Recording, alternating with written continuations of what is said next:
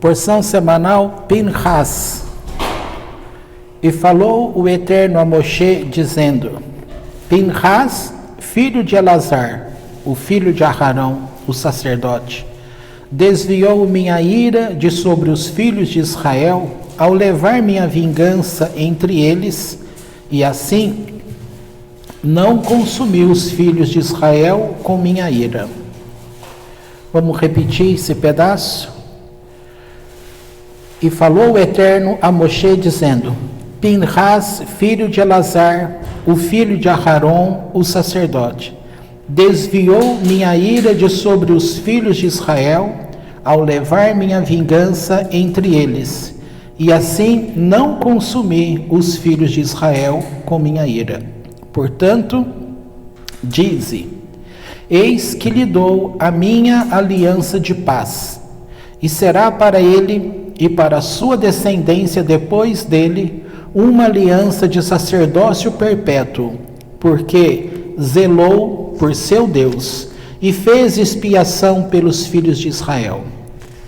E o nome do homem de Israel ferido, que foi ferido com a midianita, era Zimri, filho de Salu, príncipe da casa do pai dos simeonitas. E o nome da mulher ferida era Cosbi, a midianita, filha de Tsur, cabeça do povo de uma casa de pai em Midian.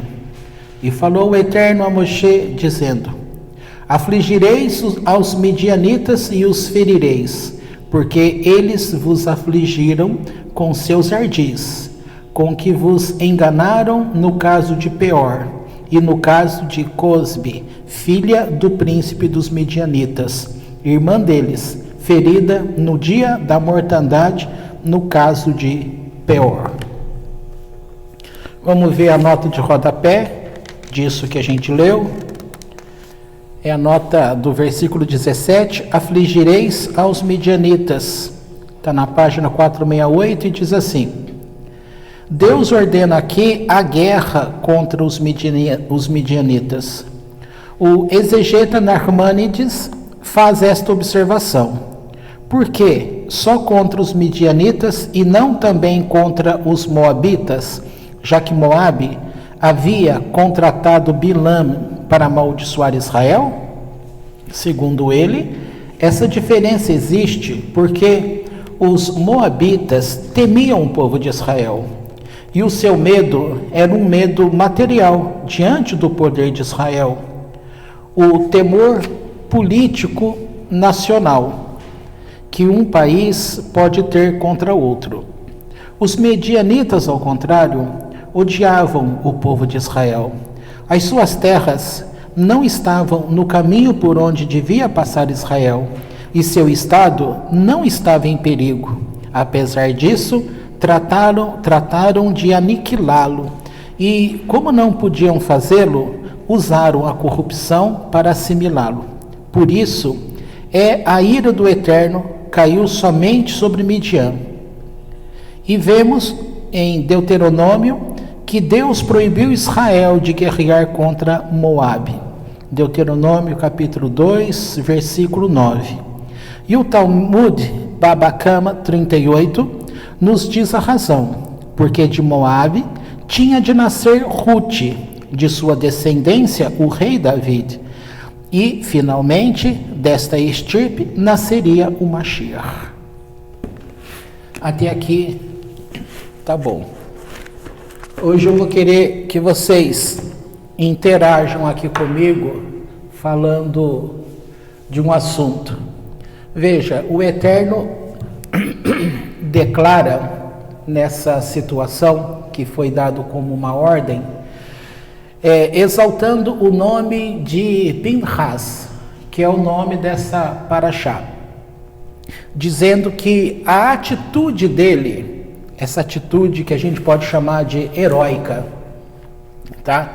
Ele não suportou enxergar no meio do povo alguém que estivesse afrontando tanto o nome de Deus, e ninguém fazia nada. E ele, então, a gente nem pode falar que foi um lampejo, né? Porque lampejo simplesmente acontece.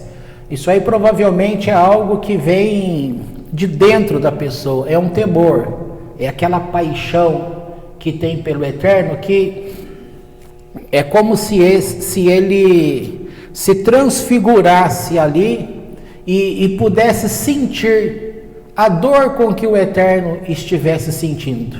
Sabe aquela questão de você se identifica com aquela dor tão grande e é como se você fosse a própria dor do Eterno. E aí ele age contra esses dois. E ele mata, portanto, os dois. E com isso, o Eterno está falando que fez com que a ira do próprio Deus se aplacasse. E ele não ferisse mais o povo de Israel. Entendeu? E aí ele faz uma promessa, que ele estava ratificando ali, entre ele e a geração de Pinhas, um programa de paz. Ele estava dizendo que haveria um acordo de paz, haveria paz. E aqui a gente vai entrar num tema que eu posso perguntar para vocês. Não pense em paz, eu vou perguntar para você, o que é paz? Para você, o que é paz? Agora, esquece do assunto religioso em si que estamos falando aqui, do histórico. Quando fala paz, você quer paz, o que é ter paz para você? Alguns podem dizer, ter paz é não ficar doente. Ter paz é não chorar pelos problemas dos meus filhos. Ter paz é não ter prejuízo. Então, de uma forma geral, essa resposta que você vai dar, ela é uma resposta espiritual, por um lado, e ela é psicológica, por outro lado. Porque do lado psicológico, eu vou chamar que é lado material.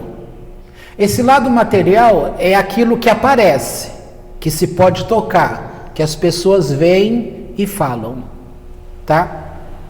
E o lado que eu estou chamando espiritual é aquele lado que é uma relação. Se é espiritual, não é material, porque todo mundo usa essa palavra espiritual como aquilo que você não toca, não vê, mas que você sente, tá? É o sentido que eu quero que você entenda nessa proposta. Então, o lado materializado, eu estou chamando como o lado psicológico, porque a pessoa realiza e vai aparecer na tua realidade, no teu comportamento com pessoas, com pai, com mãe, com filhos, no local de trabalho, ou seja, é a tua vida. E aqui você então, nesse sentido, está trazendo paz. E você, trazendo paz, você será uma bênção para você e para tudo aquilo que estiver ao teu redor. Tá certo? E do outro lado, que eu estou chamando do lado espiritual, não é tão diferente, mas aí vai marcar mais qual é a relação que a tua alma tem com as coisas do Eterno. Porque é o espiritual que vai afetar o material. Ou seja, é o espiritual que vai afetar o psicológico. E com certeza o psicológico é o que vai afetar via consciência a tua realidade. Entendeu? Tá. Então, naquilo que você é como pessoa, você já parou para pensar o que é ter paz para você? Porque, afinal de contas, o que todo mundo deseja? Não é paz? Você pode não falar isso com o nome, tá? Mas poderíamos dizer que nós saímos de um padrão, de um momento de dificuldade? Hein? Alguém quer falar alguma coisa? Se quiser falar, pode levantar a mão aí e falar. Pelo menos entender o que é que eu estou falando? qual é a proposta?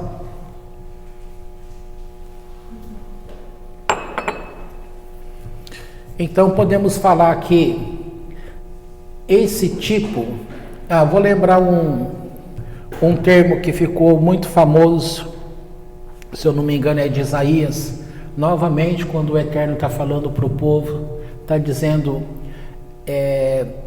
eu vou juntar dois textos para colocar dentro desse contexto, tá? Talvez eu tire um pouco do contexto as palavras lá do texto original. Mas duas palavras famosas que são interpretadas dentro da religião, ou seja, na religião cristã, né? Quando o Eterno fala assim, texto famoso de Isaías, os meus caminhos não são os vossos caminhos. Aqui fica óbvio, né? Que de fato o caminho de Deus é diferente do caminho do homem. Num texto de Provérbio, para eu completar aqui, diz que o caminho que o homem escolhe, ele parece ser bom aos seus olhos, mas o que ele não consegue perceber e enxergar é que esse caminho vai roubar-lhe a paz, vai quebrar o pacto de paz. Portanto, o fim desse caminho será morte, tá? Voltando para o texto que eu tinha falado, os meus caminhos não são os vossos caminhos, assim como os meus pensamentos não são os vossos pensamentos, porque os pensamentos de Deus são mais altos que os nossos, tá? O que seria então um pensamento baixo? Né? Você ia perguntar isso? Se você tem o alto, você tem que ter o baixo. E o pensamento alto é o que eu estou falando na razão da espiritualidade. Que a espiritualidade, ela está mexendo com o alto, com o poder divino, com aquelas coisas que você realiza e faz mesmo num nível inconsciente.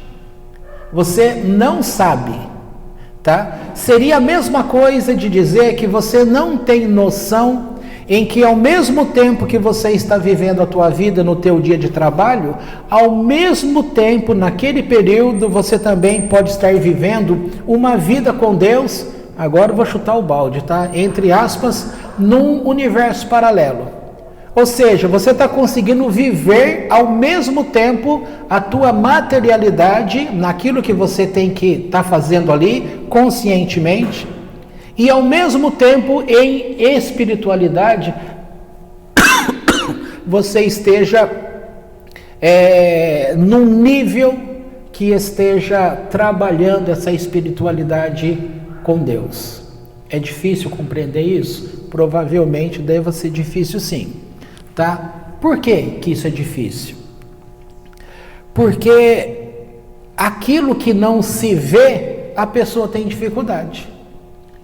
Por que todo mundo tem dificuldade com fé? A definição religiosa lá de Hebreus, tá?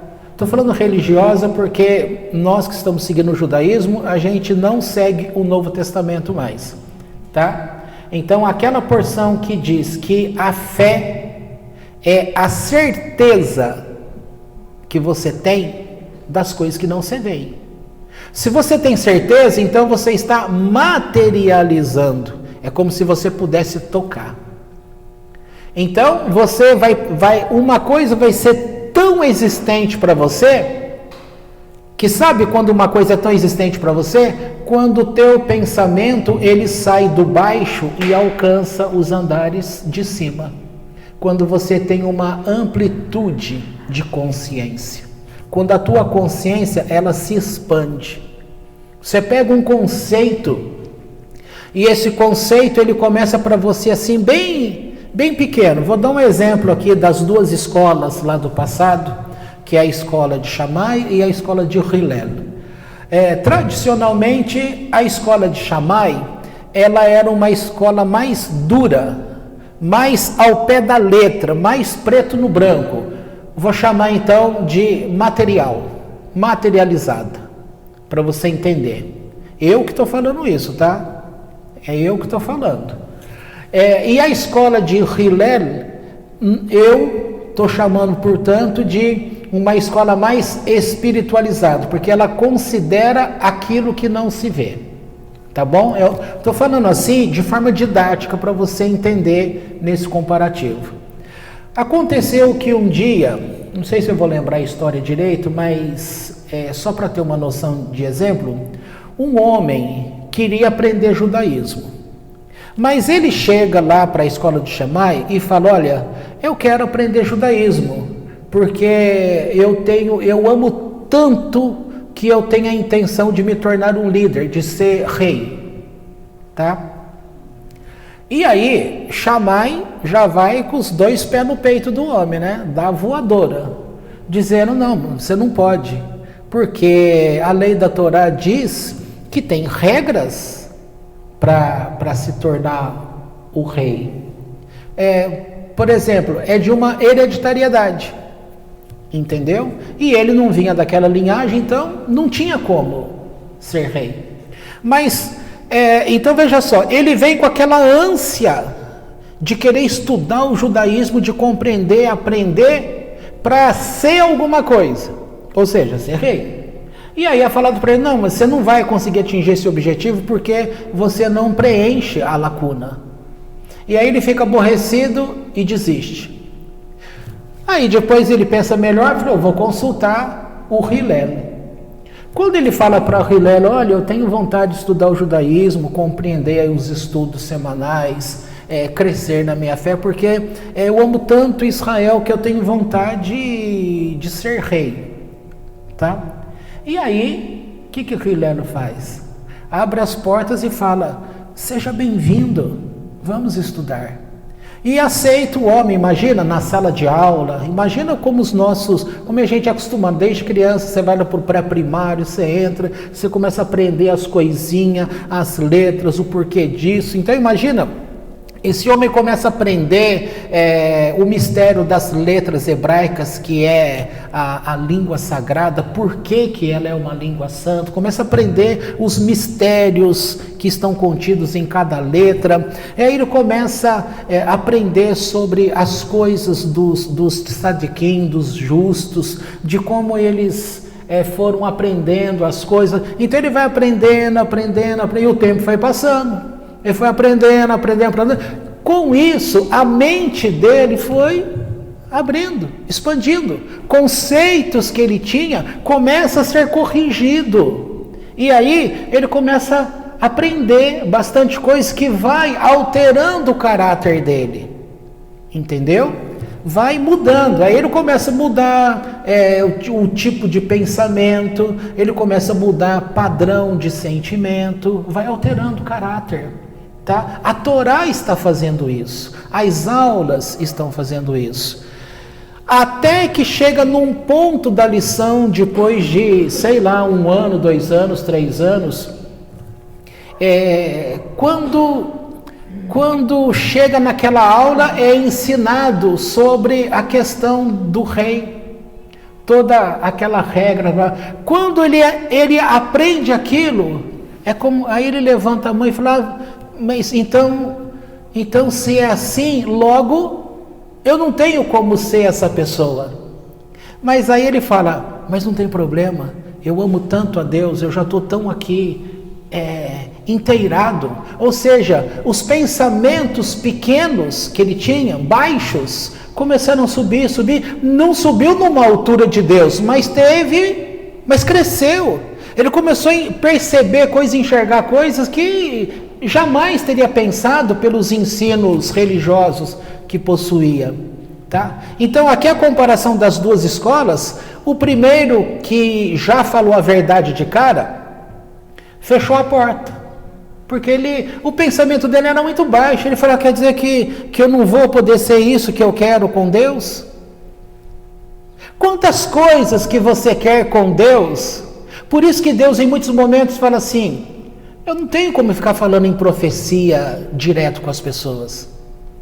Tem muitas coisas que Deus não responde direto para você, porque se Ele responder direto, você vai entender como a escola de Shammai. Você vai entender como um balde de água fria. Você vai entender como uma depressão, que você está sendo levado para baixo. Você vai experimentar isso como assim, olha, Deus diz aqui os textos que Deus não faz acepção de pessoas, mas como é que fulano pôde ser desse jeito e eu quero ser, ele está falando que eu não posso. Então Deus faz acepção de pessoas. Olha o pensamento pequeno, olha o pensamento baixo, olha a mente que está endurecida, olha a posição materializada, tem forma. Tem forma, você está que nem um tijolo, está pesado, você não sai daquele retângulo, não tem como. Então a tua vida, mesmo conhecendo Deus, vai ser uma vida medíocre, porque não vai sair da mesmice, vai ter um padrão de conhecimento igual de uma criança que começa a estudar. E se bobear, determinadas crianças terão conhecimento maiores que o seu ainda. Nesse sentido, uma grande maioria das pessoas nascidas na Terra, todos nascem na Terra, tá? Estou dizendo, todos nascem de uma forma humana, do útero da mulher. E nesse sentido, todos ao entrarem aqui, eles estão num padrão de pensamentos baixos. Porque este mundo é baixo. Este mundo, ele tem mais escuridão do que luz. Se tem mais escuridão, então você não vai enxergar a espiritualidade. Então você vai ter que trabalhar esse padrão. Por outro lado, Deus coordena todas as coisas e Ele já permite que no nascimento todos nós tenhamos, já com o nascimento, um nível espiritual que está na ligação que todos nós temos com o conhecimento de Deus. Então, esse conhecimento de Deus via Toral é um conhecimento universal. O primeiro homem, Adão, tem alguns ensinos. Você põe um pouco aqui para mim? Acabou? Que bênção, hein? Sinal que estava bom. Se bem que a semana passada a gente estava em poucos, né? E a gente tomou essa garrafa todinha. Então, gente, quando se falava de Adão, que é o Adão, quando ele apareceu, então tem Midrash que fala que Satã aparece e vai questionar Deus sobre a bênção, sobre a vida de Adão. E Deus começa a explicar para Satã: olha, eu vou fazer uma pergunta para você e para Adão. Quem tiver a capacidade de responder certo, e aí, imagina, Deus coloca um elefante na frente dos dois. Pergunta para Satã: qual o nome desse bicho? E aí, ele fala um nome qualquer. E aí pergunta: Adão, que bicho é esse? Ele olha, analisa e fala: Pil. E Deus fala: isso mesmo, isso é um elefante. E aí, um outro animal, Satã também fala um nome qualquer. Vai para Adão, ele olha, analisa. Kelev. Muito bem, Adão, é um cachorro. E assim foi passando vários animais. A lógica disso é o quê?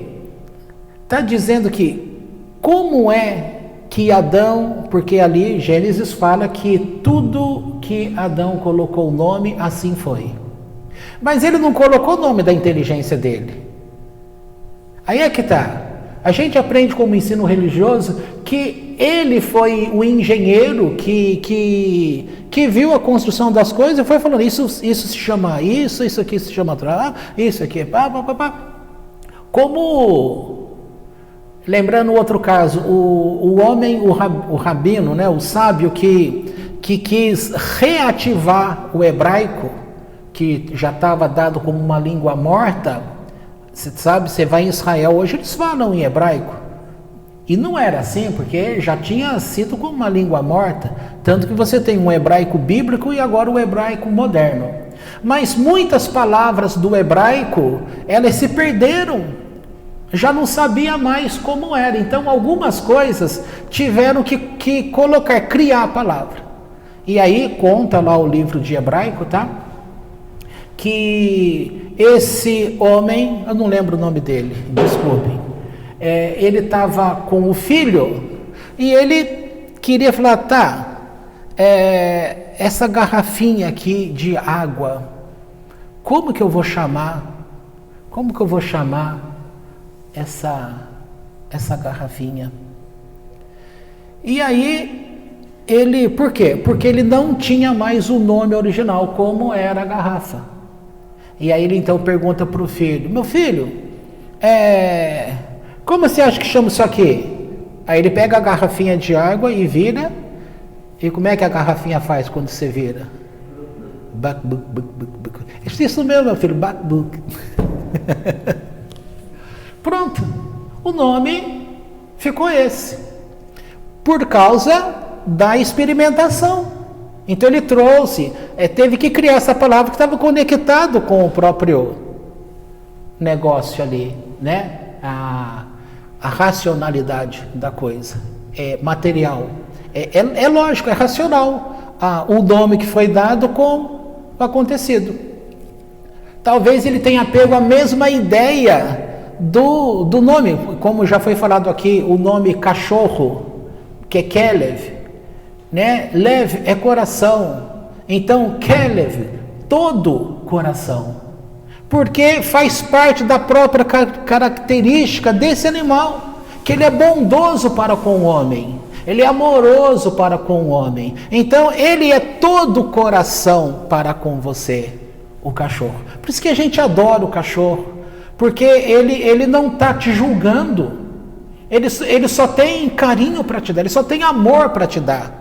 Ele te ajuda, por isso que as pessoas falam que o cachorro entende a ele ou a ela. A pessoa está triste, ainda que você esteja atribuindo a ele, mas você olha para o teu cãozinho e você fala, conversando com ele, você sabe que eu estou triste, né? Olha, a pessoa começa a falar assim, quando eu estou triste, ele olha de jeito diferente para mim.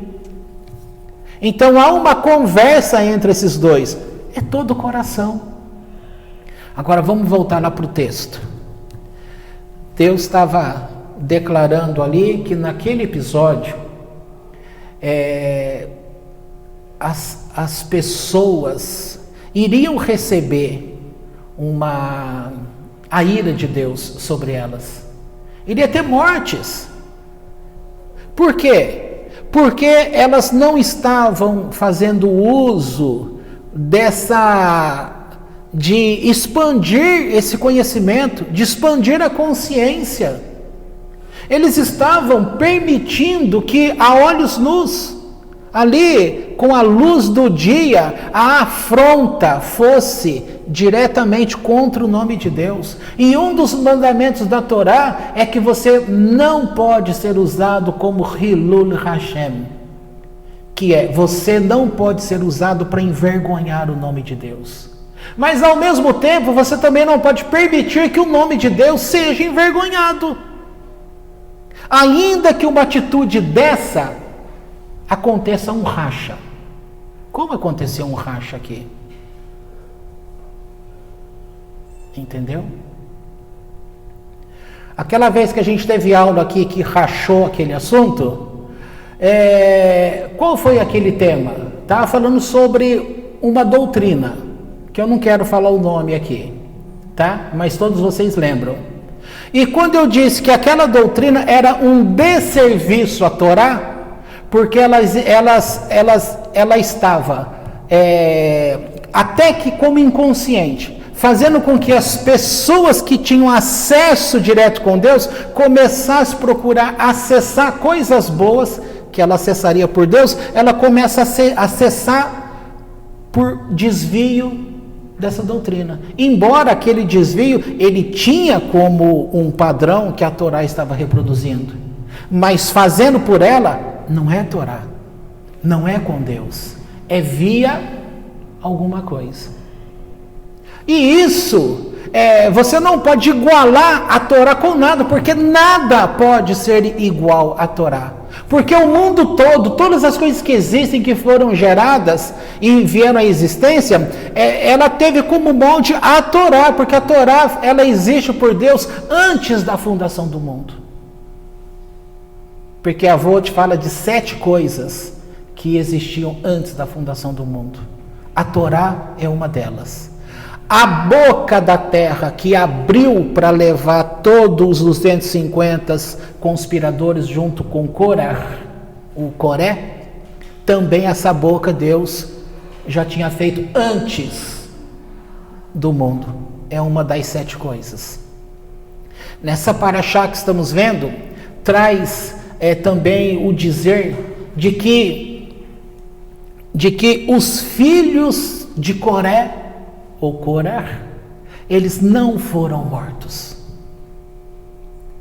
Você fala, what? Como? Mas lá não está falando que eles se rebelaram. A casa toda de Datã e Abirã, com os filhos, com tudo, foi tudo engolido, morreram todos. E o organizador, o cabeça que idealizou essa revolta contra Moisés, você está dizendo que filhos dele não foram mortos, mesmo sendo dessa família danada? Eles não foram. Por quê? Porque eles fizeram techuvá. Eles conseguiram mudar o padrão de pensamento deles, conseguiram enxergar as coisas e falaram, Deus, que loucura é essa? Eu não sou a favor do meu pai. E justamente, o Salmo, se eu não me engano, 106, está lá como Salmos dos filhos de Coré. Isso a Torá traz como prova, eles não morreram. Aí você vai ver no Midrash várias coisas que eles vão colocando aquela descida lá como patamar, para mostrar que eles estavam ficaram num patamar, tiveram de ter a experiência. Aí você tem que entender que Deus perdoa, mas Ele não vai te livrar da consequência. Porque você tem que aprender que todas as coisas que são feitas exigem de você que você tenha consciência do que foi feito. Tá? E um dos padrões que a gente procurou corrigir e tem procurado corrigir até hoje é essa questão que a gente foi muito mal acostumado na época de igreja propriamente dita. Porque é muito fácil você jogar as consequências da tua má ação, você jogar em Jesus. Aí ele morreu por mim, ele fez tudo, ele me perdoou, logo nenhuma condenação há para aqueles que estão nele. Isso não corrige a tua espiritualidade. Ao contrário, deforma. Isso vai aparecer num padrão psicológico. Porque você precisa ser responsabilizado. O fazer techuvá é você reconhecer que cometeu um erro. O primeiro sacrifício a ser oferecido para Deus é olá, é holocausto, que está vinculado com o pensamento. E tudo aquilo que a gente pensa, a gente está correndo o risco de trazer à existência.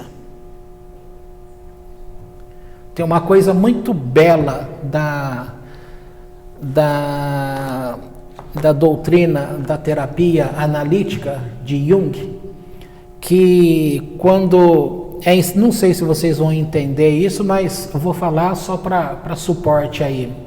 Eu acho que eu não vou falar porque vai dando um branco aqui, é um sinal que não é para tocar nesses assuntos. Acho eu, porque de repente está tão claro, você vai querer abrir a boca para falar e vai sumindo tudo. Então acho que não é para entrar nesse assunto. Deixa quieto. Mas o importante é você entender que você precisa ser da espécie de Pinhas. Porque Deus quer ter um pacto com todos nós, um pacto de paz. Mas quem oferece o pacto de paz é você. Você vai agir e Deus vai recompensar a tua ação com paz. Ultimamente, eu mudei meu ponto de vista em relação a essa questão que quando chega aniversário das pessoas, a gente fala assim, olha, que Deus te abençoe. Estou falando não no sentido religioso, o padrão do mundo. Deus te abençoe, que te dê felicidades, que realize teus sonhos e tal, tal. Não é assim que o povo fala? Se lembrar de mais alguma coisa, vai me dizendo aí. Mas, grosso modo, ninguém está falando aqui de religião. É o povão. Parabéns, felicidades. Agora, tem felicidade sem paz? Que Deus te abençoe, que Deus realize teus sonhos. Não, quem tem que realizar seus sonhos são você. O sonho é realizado por você, Deus não pode realizar o teu sonho. Mas claro, você está sendo muito injusto. Na linguagem do nosso português, a gente está querendo dizer, nessa linguagem coloquial, que Deus realize teus sonhos, significa que Deus permita condições práticas no teu dia a dia, em que você vá satisfazer os teus sonhos. É isso que quer dizer. Tá certo? Mas Deus já faz isso. E já fez isso desde o dia que a gente nasceu. Isso já está assim com todos. Se você não tem atingido, é porque, primeiro, talvez isso não seja para você. Tá? Não é simplesmente, mas por quê? O que eu tenho de mal ou de bem que eu não vou alcançar isso? Isso é igual a paraxá que a gente deixou para trás aí. Está fora do alcance da nossa consciência. Tem coisas que Deus preparou que a gente simplesmente tem de aceitar, que aquilo vem de Deus e é. Mas não tem como a gente querer compreender, entender. Oi? O sonho dele o sonho de Deus é o nosso? Se o sonho de Deus é o nosso? Não é. E aí depende do que você quer dizer com o sonho de Deus. Será... Veja só, sonho de Deus como vontade. A vontade de Deus era que o povo, alguém fizesse alguma coisa ali naquele momento em que Zimri estava fazendo aquelas coisas todas contra o nome de Deus. Logo, a vontade dele não foi alcançada, que ninguém fez nada. Mas a afronta que estava sendo feita, ela já não era bastante conhecida? Era. Então, a vontade de Deus, ela era manifesta no meio do povo. Então, essa história fala assim, olha, Deus vai realizar os sonhos dele em minha vida. Isso é um pensamento religioso. Porque não tem como você realizar alguma coisa se você não agir. E aqui nesse ponto, as pessoas querem que Deus faça. E você simplesmente receba. Mas como que eu vou receber algo se eu não fiz? Eu vi aquelas histórias de Facebook, de aqueles videozinhos, né? A gente não sabe quanto aquilo é verdade, quanto é montagem. Mas que fique como exemplo. Esse fica muito claro que é montagem, porque a filmagem é tão vou falar ruim, né? Que você está vendo que é montado o negócio, o cenário ali. O rapazinho está lá, como o pivetinho ligeira, de bermuda, descalço, sem camisa, próximo ao supermercado. Está vindo uma moça com as sacolas e vai falar, moça, posso te ajudar a carregar as sacolas? Ela já para e trava e olha o padrão. Ela olha e já viu nele um bandido. Não, se afasta de mim, não toque em mim.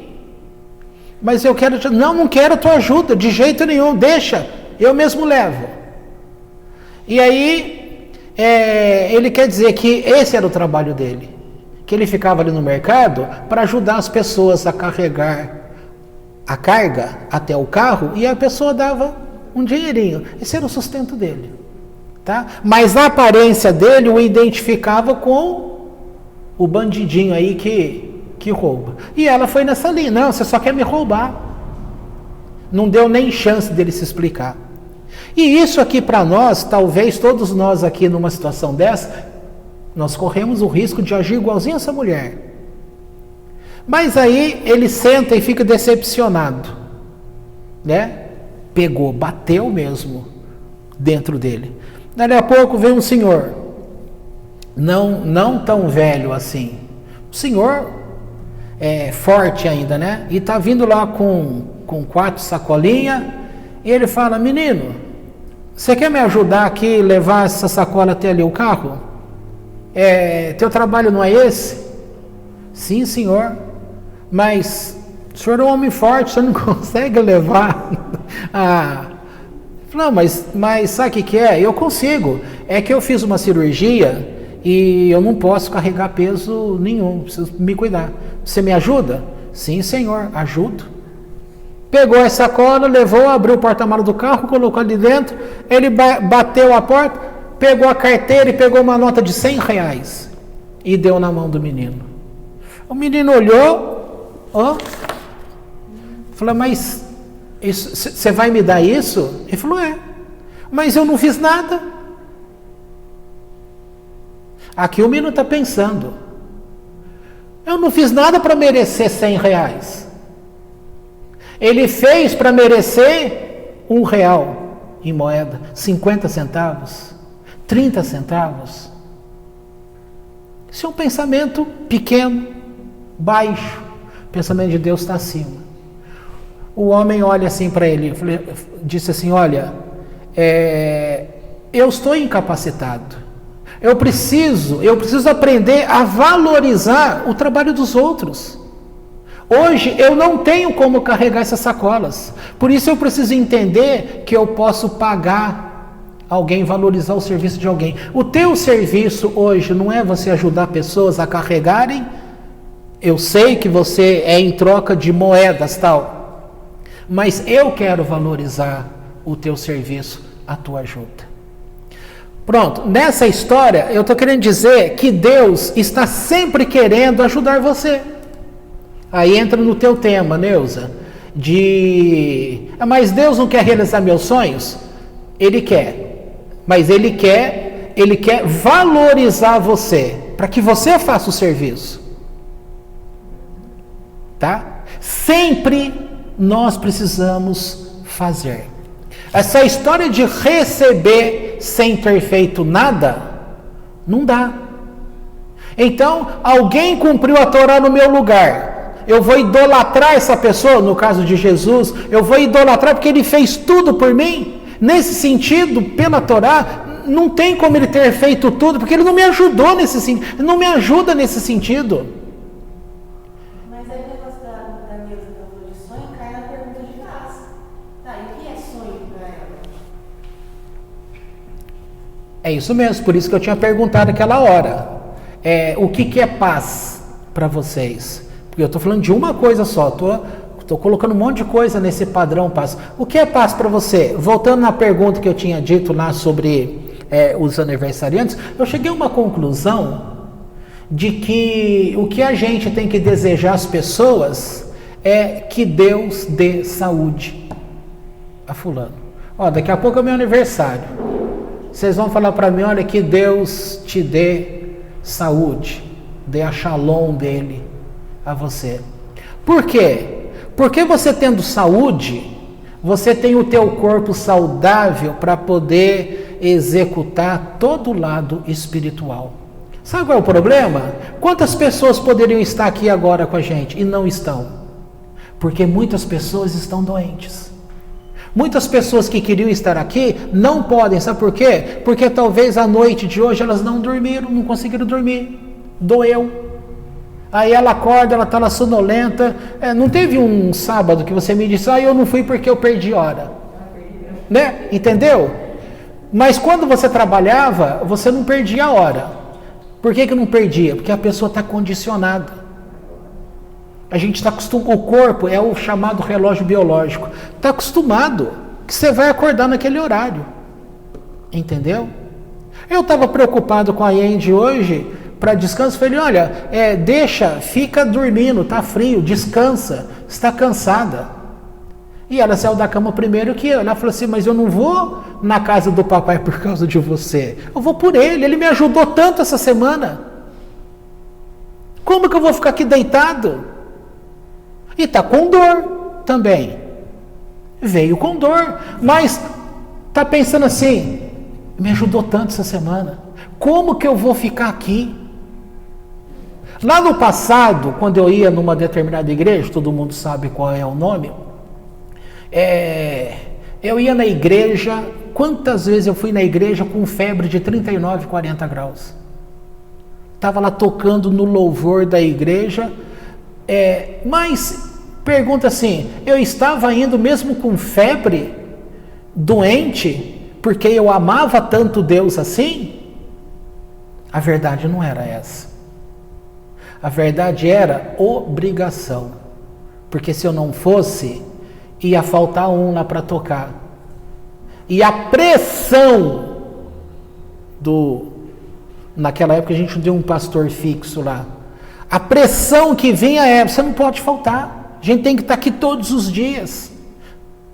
A gente tem que estar aqui. Você tem que vir com dor e tudo, tem que estar aqui. Porque você vai chegar aqui, Deus pode te curar. Já fui variadas vezes extremamente cansado. E eu cheguei lá no culto, em 10 minutos de culto, era uma renovação completa. É como se eu tivesse, entendeu? Essas coisas acontecem? Acontece. Acontece cura, acontece. Nós não tivemos o caso daquele homem que esteve com a gente, que foi o pastor tantos anos, que tinha uma dor na perna, uma dor muito forte que nada tinha curado. Tinha dia que não aguentava nem andar direito. Naquele dia que estávamos orando normalmente ali, a gente estava orando uns pelos outros, tal, eu nem fiz a oração por ele naquela época. Enquanto estava orando ali do lado, percebeu que de repente a perna começou a aquecer, queimar, começou a subir pela panturrilha ali, tal. Naquele dia a dor dele foi curada, nunca mais teve aquele negócio. E não precisou pedir, não houve pedido, mas houve uma ação de Deus. Mas com certeza essa ação de Deus, ela entra como uma recompensa por mérito. Porque, ou seja, ele mereceu aquela cura. Ele não estava sabendo reconhecer, mas por que eu mereço? Só que quando fala nesse sentido, dá a impressão que a gente está reduzindo Deus a um padrão humano. Porque o padrão humano é de recompensa e punição. Entendeu? E nós estamos acostumados nesse padrão. Só que se você pensar nesse padrão humano de recompensa e punição, você está com a tua mente pequena, baixa. Mas se você compreender que Deus olha um padrão de recompensa e punição, que é um equilíbrio do mundo, você está ampliando o teu conceito e está entendendo uma razão de Deus. E você começa a perceber que não é justo de fato Deus ficar te dando as coisas, dando. É só por amor? Ou então onde está a justiça? Cadê a justiça? Então tem que ter amor, tem que ter justiça. Mas também, ao mesmo tempo, não pode entrar no mérito de achar que para merecer, você tem que sofrer para merecer. Sim, mas o padrão das pessoas também, por isso que a história que está no mundo, ela vai colocando razões que você nem pensa, você simplesmente age de acordo com aquilo que é um conhecimento que está no mundo. No mundo que eu falo é nas nações, no mundo criado. De repente, esse padrão que você acaba de dizer é algo que entrou no subconsciente de todo mundo. As pessoas acham que para ter o favor de Deus, elas precisam sofrer. O sofrimento. Põe a chave lá. Eu já esqueci a chave. Se eu não tivesse a reserva, tinha que buscar. Entendeu? Essa questão do sofrimento, ela foi durante muito tempo, era um livrinho chamado Teologia da Libertação, do Leonardo Boff, um padre. E, grosso modo, era aquela ideia de que o sofrimento te liberta. Tá? Me perdoe quem for ouvir aqui pela internet depois, fala, não, mas Leonardo Boff não quis dizer isso. De uma forma bem genérica para compreensão naquela época, era bem isso. Era essa ideia católica que diz assim, é o chamado São Francisco de Assis, que desfez de tudo, que andava descalço, ou seja, se despojou de tudo para viver pobre, sem nada, para poder ser uma bênção às pessoas. Tá? Então essa ideia do sofrimento, eu preciso sofrer, aí vem aquela ideia, num casamento, que a gente só valoriza depois de que perde.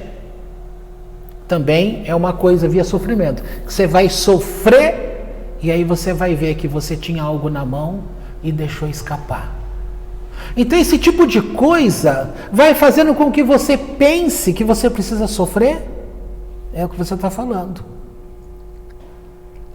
Tem gente que tem o favor de Deus, esse pacto de paz, e que sofreu muito pouco. Agora, tem gente que não merecia sofrer, que são os justos, os tzadikim, que a grande maioria deles eram pobres, comiam o necessário, porque não tinham além disso, e eram os grandes sábios. E a gente pensa, poxa, se ele era um grande sábio, conhecia tanto da parte de Deus assim, como que ele era um necessitado? Não tinha dinheiro para comprar tanta comida ou ter uma casa agradável. Era no limite. Esse tipo de ação não cabe dentro da religião de hoje. Porque a religião de hoje, ela fala assim, você é uma bênção com Deus, então Deus vai te dar tudo. Você tem que ter o melhor carro, é a melhor casa, é a melhor mulher, é o melhor filho. Tudo para você é o melhor, porque Deus é o melhor. Olha, ficou de ponta cabeça.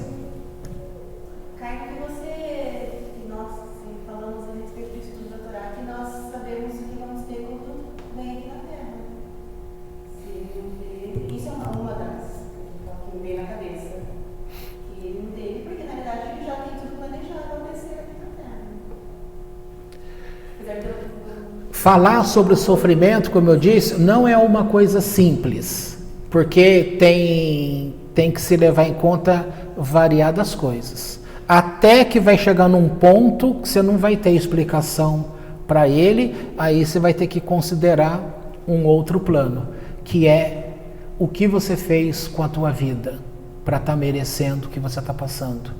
Aí já não tem nada a ver com esse mundo mais, tem a ver com outras coisas. Entendeu? Vamos voltar para Pinchas. Pinchas, ele se identificou com a saída de Deus. E ele então foi o vingador. Tá? E como vingador, ele vai lá, pegou uma lança e acabou com os dois. Matou os dois, porque os dois estavam num ato sexual. Nada contra o ato sexual. Aqui os dois estavam juntos, por estarem colados corpo no corpo, a lança penetrou os dois e matou os dois. Agora, ela era uma princesa, essa moça. E ele era um homem também muito rico, de uma tribo muito reconhecida ali, entendeu? E agora? E agora ficou aquele clima que o povo da tribo dele queria matar a Pinchas. E Deus precisa vir e agora defender. Falou, ninguém toca nesse homem. Porque ele simboliza para mim toda uma força que vocês como nação tinham que ter tido. Vocês já perceberam que numa família você tem lá papai, mamãe e 4 irmãos. Vamos começar com 4. Porque se fala só 2, reduz demais. E se coloca lá os 10 que tinha antigamente, 10, 12, que era o normal de antigamente, fica muito. A nossa cabeça não é muito boa para começar. Então vamos ficar com 4. Você tem 4 filhos. Você vai perceber que um desses 4, ele vai ser um ajudador para os outros 3. Os outros 3 irmãos e mais pai e mãe. E mais qualquer pessoa da família que precisar.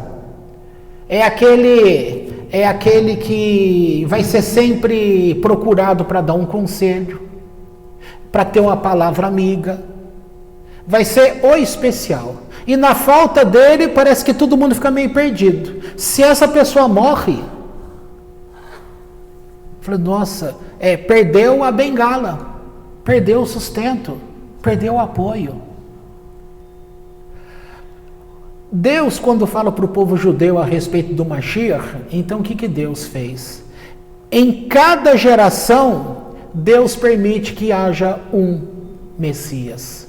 Porque é aquele, talvez aqui hoje a gente está sendo sustentado e tenha conseguido chegar nessa posição que nós estamos, por causa de uma pessoa que agiu tão bem para com as coisas de Deus, que pelo mérito dele alcançou a nós, e nós nem ficamos sabendo.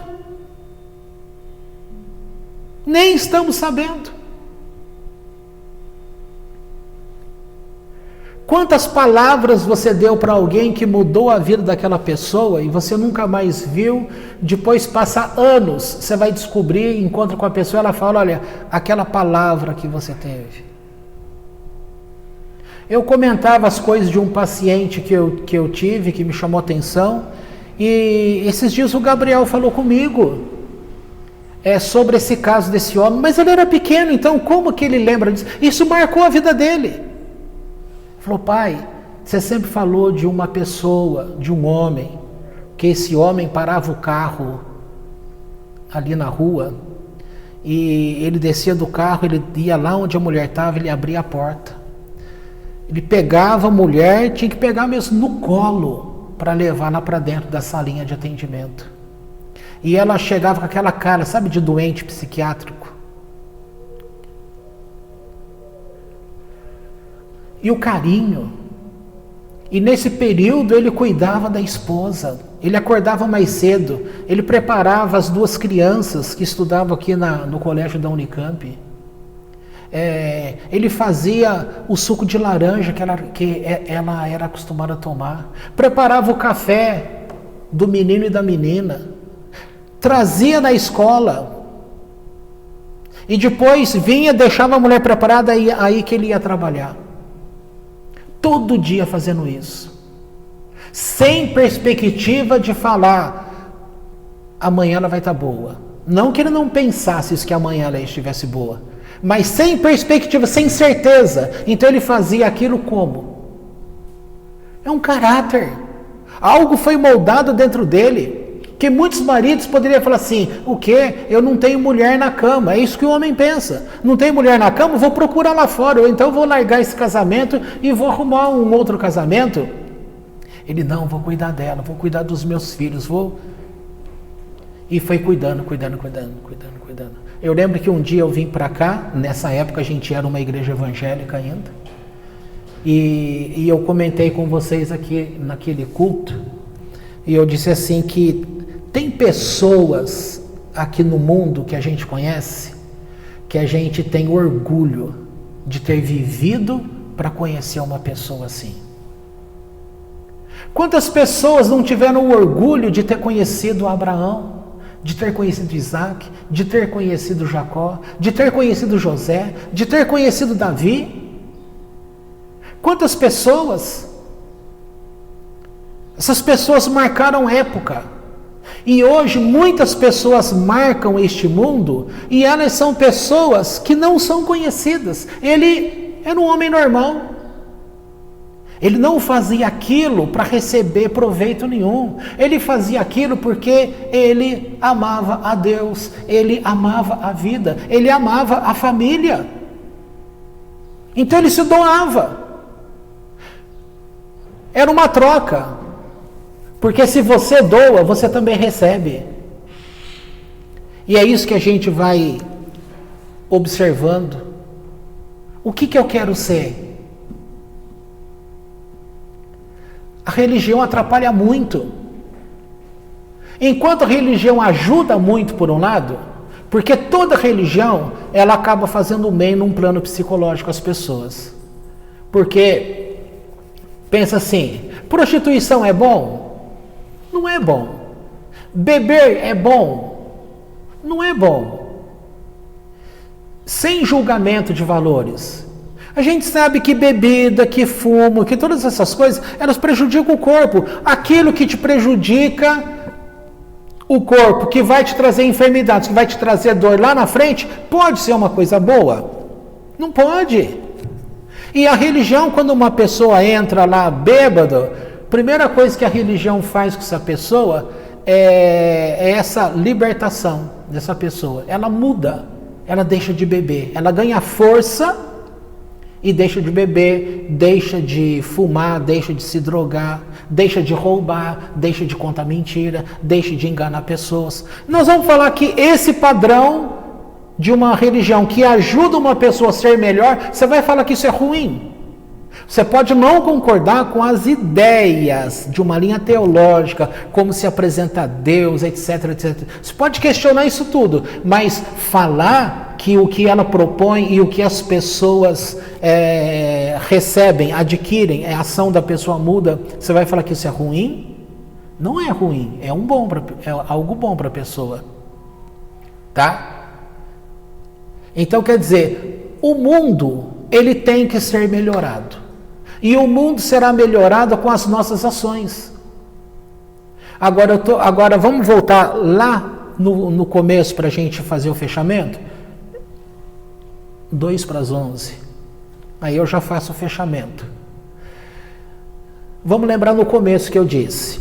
Eu disse que era para a gente pegar a imagem de Pinhas e que eu estava chamando a atitude dele de algo espiritual.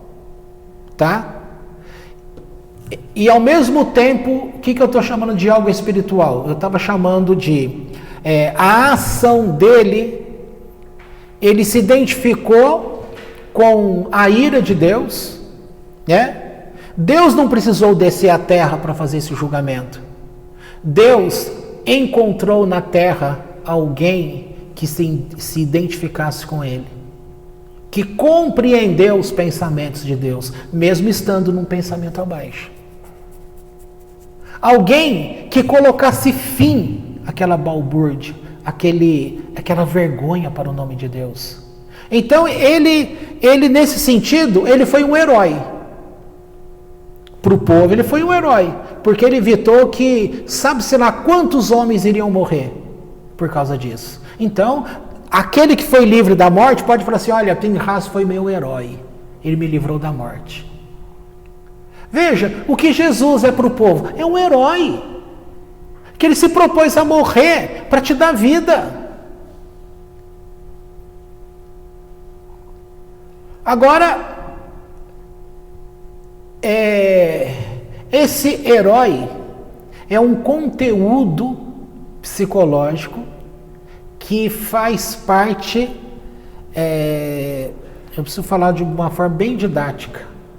Eu só quero que você entenda o seguinte: dentro de você, Deus faz a figura do herói para poder compensar algo que está acontecendo no teu dia a dia. Então, Deus acaba curando pessoas, equilibrando pessoas, evitando que pessoas se percam no mundo das ilusões, da doença mental e de tantas outras coisas.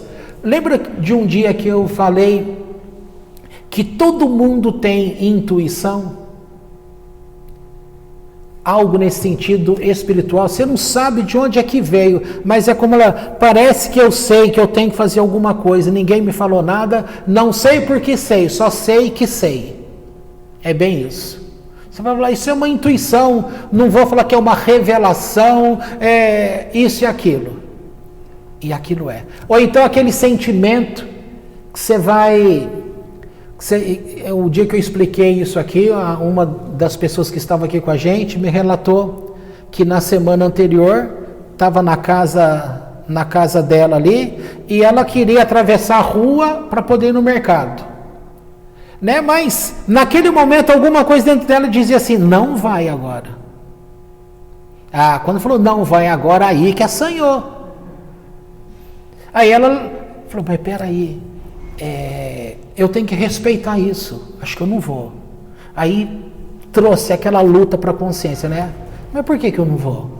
Eu preciso comprar, imagina, vamos colocar lá um pacote de macarrão. Daqui a pouco tem que fazer janta, não tem macarrão, como que eu não vou lá? Eu vou lá sim.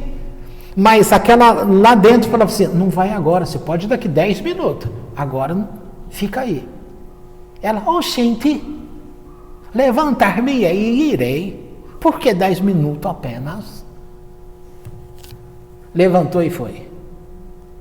Na hora que entra no mercado, dá de cara com um ex-namorado, um trauma do passado. Agora eu não lembro se aconteceu alguma coisa, se ela falou que aconteceu, ainda bem que eu esqueci que aconteceu. Eu sei que depois desse ocorrido, esses 10 minutos, a volta para casa arrasada. Imagina, quantas pessoas falam assim, agora como é que eu vou encarar meu marido? Não dá. Então, quer dizer, Deus tentou ajudar. Olha, não vai agora, é só 10 minutinhos. Porque em 10 minutos o cara teria ido embora, ela não teria encontrado com ele. 10 minutos você deixou de bater o carro e perdeu a perna e teria a perna se não fosse 10 minutos. Então, também é tudo, você não pode falar que é o destino. Porque tem consequências de um monte de coisa.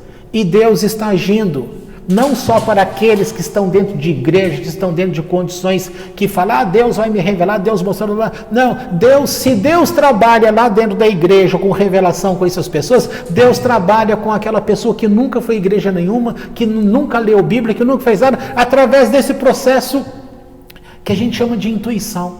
Que de repente é aquele negócio, é uma certeza. Eu não vou fazer isso.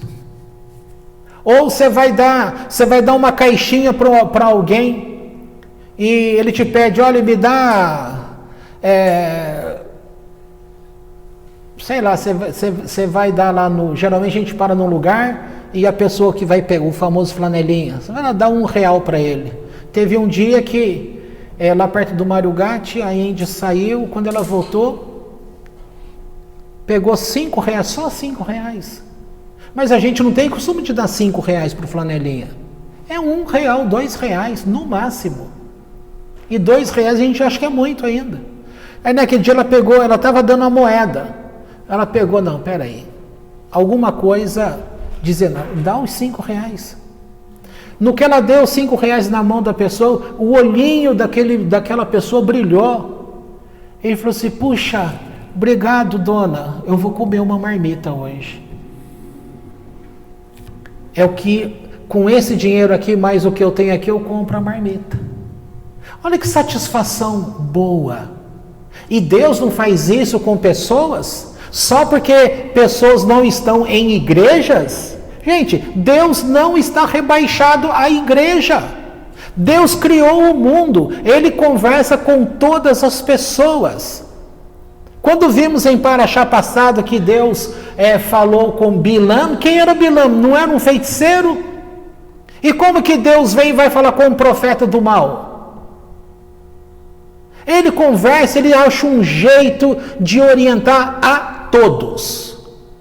Então o que ele quer é que você não se perca no meio das coisas que os teus olhos estão vendo. Você não pode suportar ver o nome de Deus escandalizado. Você não pode suportar afronta a Torá. Você não pode suportar. E aí não é em nome de educação, não é em nome disso e aquilo, porque o povo todo lá estava olhando a situação e estava deixando pegar fogo em tudo. Só que isso traria uma consequência. As pessoas iriam morrer. Por quê? Porque as atitudes de pessoas, elas atraem ao mundo forças negativas. E pode atrair ao mundo demônios. E pode piorar a situação do mundo. Quando você comete uma atitude para o bem, você está atraindo a parte positiva. Você está atraindo anjos do bem. Você está iluminando o mundo. Isso é religioso? Não é religioso, isso é espiritual.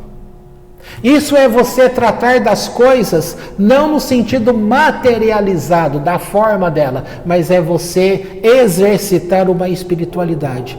Eu sei que alguma coisa sustenta esse mundo. Alguma coisa, esse alguma coisa aí está como Deus, tá? Porque tem gente que chama Deus de alguma coisa muito poderosa, outros vão falar que é um ser superior, outros vão falar de variadas formas. Mas se aquela pessoa se identifica com essa força e isso está trazendo bem, ou seja, sem que ela saiba, muita coisa que ela está fazendo que vem dessa força, quando é Deus, tá? Porque tem muitas dessas forças aí, esse é o perigo. Abrindo um detalhe aqui, um parênteses, daquela ideia da pessoa acordar de manhã ou à tarde, ela vem e fala, seja bem-vindo, ela fala com a energia, tá? Só que o jeito dela falar com essa energia, ela está personificando. Quando você está personificando, se tornando uma pessoa, e você está prestando o teu culto àquela pessoa, é idolatria pela Torá em relação a Deus. Aí tem um rabino que percebeu uma coisa assim com o irmão dele, e falou, escuta, você estava agradecendo, você conhece disso? Eu conheço. Mas peraí, mas por que você só fala com essa força? Porque essa força é assim. Falei, mas força por força, então você tinha que falar a mesma coisa com a tomada, a eletricidade. Bom dia, eletricidade, você está presente? Né? Qual a diferença? Não. Não? Então isso que está sendo feito, porque o meu mestre ensinou assim. Então está ali, sorrateiramente, a ideia é boa, é verdade. Mas o perigo que está por trás? O perigo por trás é desfazer da Torá. Hilul Hashem. É equiparar forças como sendo Deus. E Deus não tem segundo. Ele é Errad. Ele é um. E precisa prestar atenção. Aqui eu volto naquele ponto. Usando essa técnica X que foi falado lá, ela está menosprezando a Torá. Hilul Hashem. Não dá para aceitar. Mas o que faz aqui é coisa boa, está na Torá? Tá. Então eu posso fazer. Não, mas isso por trás vai levar pessoas a perder o caminho com Deus. Mas como vai perder o caminho com Deus se a pessoa está fazendo algo que Deus quer que a pessoa faça? Sim, o caminho de fazer com aquilo que Deus quer que fez, mas está fazendo baseado num alguém, numa coisa. Não está no relacionamento com Deus. Mas você acabou de falar hoje que tem tantas coisas que a pessoa faz que não está no relacionamento com Deus. Mas nós estamos falando aqui que enquanto a pessoa está cega, essas coisas ajudam muito. Mas quando chegou um tempo que você já tem um período de iluminação, essas coisas você tem que enxergar. Você não pode andar mais como cego se você teve a luz que iluminou. Esse princípio se encontra também nessa paraxá. Não, Pinhas até poderia ser, mas a que fica mais evidente é Bilam.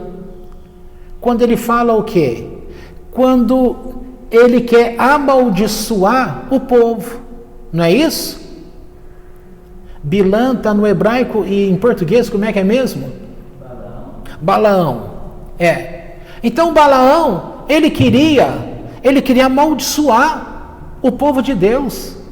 E Deus fala para ele, você está louco?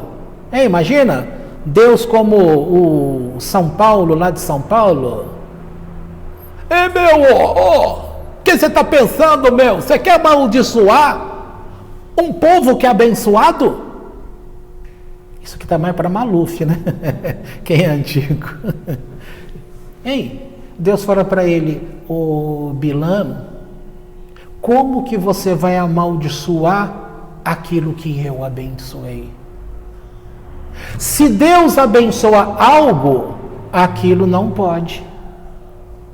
Agora, o outro lado também tem que ser respeitado.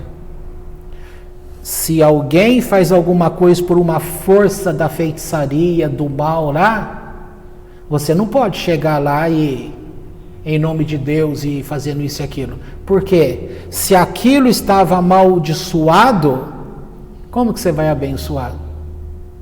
Não pode amaldiçoar o que está abençoado, mas não pode abençoar o que está amaldiçoado.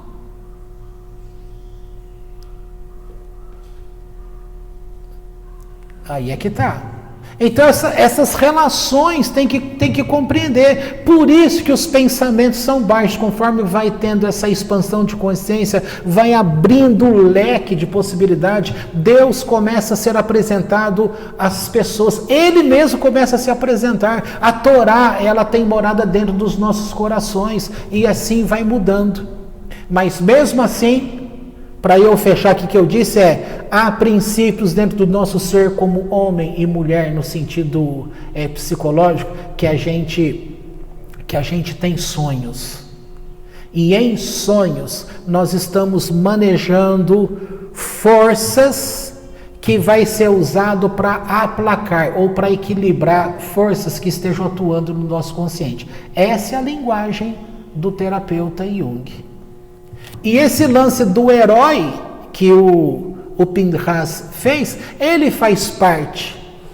Ele agiu de verdade ali. Mas o herói que está em nós, ele faz parte de um conhecimento da humanidade. Ele faz parte desse conhecimento que a gente vai chamar de inconsciente coletivo, pertence a todos. Então, determinadas coisas que a gente acontece, veja só, vai me falar que você nunca teve um sonho em que você era que nem um herói que eu estou falando aqui, ou que você era grandão. Você já teve sonho que você era grandão, ou que você era pequeno demais? Alguém aqui já teve sonho assim? Nunca teve? Ou que está voando? Já? De que está pequenininho. O outro é que está voando. Geralmente, aquele que está voando, ele começa a voar quando ele está em extremo perigo. Aquilo vai ser usado como uma escapatória. Ele sai voando. Então está jogando com imagens de poderios. E esse poderio está tornando a gente o quê? Um humano normal? Um super-humano. Um super-herói. O Superman voa. O Homem de Ferro. Ele salva. Ele é herói. Entendeu? Então esse tipo de coisa toda começa a trabalhar em nós, na grande maioria das pessoas que passam por isso, ela está sofrendo uma ação da parte de Deus de cura, sem compreender nenhuma explicação. Agora, tem gente que vai para um processo que começa a ser mais perigoso, e aí vai para uma terapia, e na terapia vai encontrar lá as explicações que o próprio sonho vai trazendo. Deus trabalha em todas as pessoas. E cura quando a gente nem fica sabendo. Ele trabalha com coisas e mais coisas e mais coisas. Por exemplo, para a gente terminar de fato e de verdade, saiu uma aulinha aí do Rabi Yaakov, que ele estava lá, a física quântica e Kabbalah. Eu já expliquei para vocês aqui sobre física quântica. Então ele vai pegar o padrão da dupla fenda, que eu já expliquei aqui para vocês também. Essa questão que vai dizer que as coisas são existentes quando ela é observada. E elas deixam de existir quando não observada. Então, o mundo, ao mesmo tempo que tudo isso aqui que a gente está existe, daqui a pouco ele não existe. Mas a nossa cabeça, ela pensa de um ponto só. Porque conforme você vai andando e vai tocando em todas as coisas, então você tem ideia, mas aquele prédio que eu deixei lá, ele continua existindo. Como que eu saí dela, não estou observando mais, ele deixou de existir? As coisas só existem para você quando você está prestando atenção. O estudo vê nesse padrão. As pessoas falam, mas eu não consigo guardar isso aqui, eu não consigo. Por quê? Porque não presta atenção. Ah, mas eu estou lendo. Gente, não é só ler. Todo mundo lê. Mas a pessoa lê com a cabeça longe. Tem que prestar atenção. Tem coisa que a gente tem que fechar os olhos. Quando você fecha os olhos, você vai aguçar a audição. Então tem vários mecanismos que já faz parte da gente. Então essa questão de mundo existente e não existente, a Kabbalah do judaísmo já fala isso? Claro, sempre falou, ensinou. São ensinos que batem. Ok? Bom, Deus vai realizar teus sonhos? Então agora você tem que sair daqui, então, peraí, Deus não vai realizar meus sonhos. Quem vai realizar teus sonhos? Você. Aprendendo, você vai aprender. Eu estou falando para você jogar fora teus sonhos? Não. Você vai guardar o exemplo que eu dei da escola de Shammai com a escola de Hillel. Porque se eu falar, joga fora teu sonho, talvez alguma coisa que você me conte, eu, por alguma sabedoria aí, eu possa falar assim, não, isso aí não vai acontecer na vida dela. Mas se eu falo que não vai acontecer, eu vou agir que nem o cara lá que falou, não, você não pode ser rei. Mas se eu deixo você, vai aprendendo as coisas, vai tendo crescimento, você vai crescer, eu vou permitir que você tenha uma expansão da consciência. Lá, depois que você já adquiriu um monte de coisa, você vai falar, poxa, aquilo que eu queria como sonho, não vai acontecer na minha vida, não tem como. Aí você vai compreender, em paz. Porque quando você quer alguma coisa, você se volta contra Deus. Deus, eu quero me casar com aquele homem. O Senhor vai me dar aquele homem. É aquele que eu quero, Deus. Filhinha, mas você tem certeza disso? Deus, nem que eu tenha que ir lá no Silvio Santos e rodar o peão da felicidade. Mas tem que ser meu. Mas filhinha, olha, pode acontecer isso e aquilo. Tem certeza que é isso que você quer? Eu quero. Tá bom, vou te dar. Aí ele te dá. Deus, olha o que você me deu. Mas filhinha, você pediu isso. Eu? A história humana é assim. Deus, você se equivocou. Eu falei que eu achava ele bonito, que eu tinha a ideia que ele seria um bom marido, que ia ser tal. Você vai ver essa história lá na eternidade depois. Viver com Deus é bom demais. Só que para a gente viver essa espiritualidade com Deus, a gente precisa aprender a desligar da materialidade das coisas. Porque senão você está acostumado com aquele mesmo padrão de pensamento, de ideia. E Deus tem coisas novas. E ao mesmo tempo você também vai poder ajudar a Deus. Nós estamos aqui para sermos ajudados por Deus e para ajudar Deus. Mas como Deus precisa de ajuda? Esse mundo, ele precisa ser retificado. E nós estamos aqui para trabalhar em favor de Deus. Então, eu terei coisas também por méritos. Ok? Vamos parar aqui então. Nossa.